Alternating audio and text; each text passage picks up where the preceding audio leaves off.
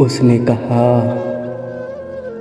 उसने कहा तुम में पहले जैसी बात नहीं।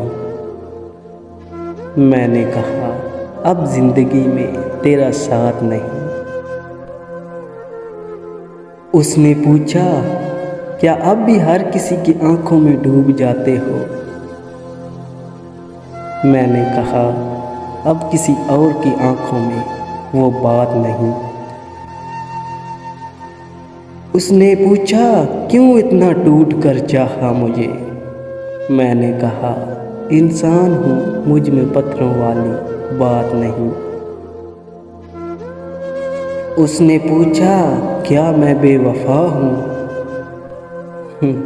मैंने कहा अब मुझे वफा की तलाश नहीं। उसने कहा भूल जाओ मुझे। उसने कहा भूल जाओ मुझे।